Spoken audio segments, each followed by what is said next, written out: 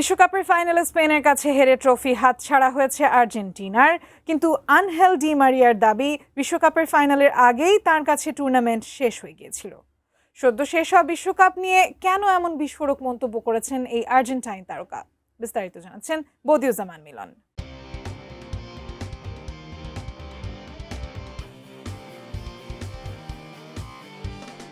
জাতীয় দলকে আগেই বিদায় জানিয়েছেন আর্জেন্টাইন তারকা আনহেল ডি মারিয়া। তবে বিশ্বকাপের আগে আলোচনায় ছিল অবসর ভেঙে বিশ্বকাপের দলে ফিরতে পারেন কিনা। শেষ পর্যন্ত সেটি বাস্তব হয়নি। ডি মারিয়াকে ছাড়াই সর্বশেষ বিশ্বকাপ খেলেছে আলবিসেলেস্তারা। পুরো টুর্নামেন্ট জুড়ে কিছুটা হলেও ডি মারিয়াকে মিস করেছে আর্জেন্টিনা। এই তারকার অভাব সেভাবে পূরণ করতে পারেনি বাকিরা। আর্জেন্টিনা আশা জাগিয়েও শিরোপা জিততে পারেনি। ফাইনালে স্পেনের কাছে হেরে বিশ্বকাপ শেষ করেছে।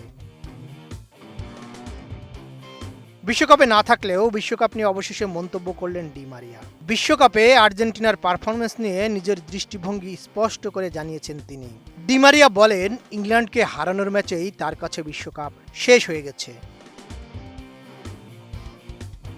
নোভা এলইডি টিভি, ঝকঝকে ছবি, নিখুঁত শব্দ, 5 বছরের ওয়ারেন্টি। নোভা মানে সঠিক মান, নিশ্চিত সেবা। কিন্তু কেন এমন কথা বলেছেন ডি মারিয়া? মূলত ইংল্যান্ড বনাম আর্জেন্টিনার মধ্যকার ঐতিহাসিক ফুটবল বৈরিতা এবং 1986 বিশ্বকাপের ফকল্যান্ডস যুদ্ধ বা ফকল্যান্ডস দ্বীপপুঞ্জের রাজনৈতিক সংঘাতের আবেগের কারণেই আনহেল ডি মারিয়া এমন মন্তব্য করেছেন।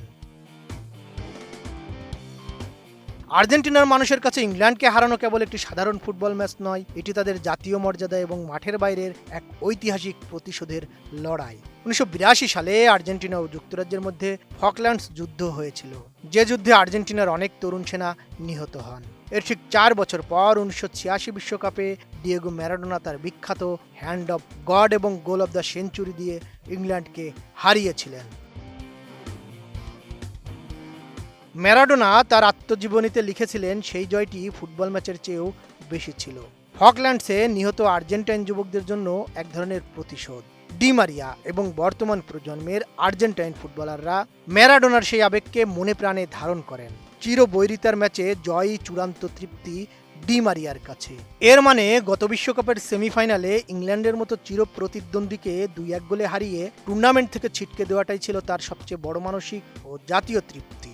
ফাইনাল বা বিশ্বকাপ জয়ের চেয়েও ইংল্যান্ডের বিপক্ষে জিততে পারার গর্বটা যেন আর্জেন্টিনার ফুটবল সংস্কৃতির ডিএনএতেই মিশে আছে।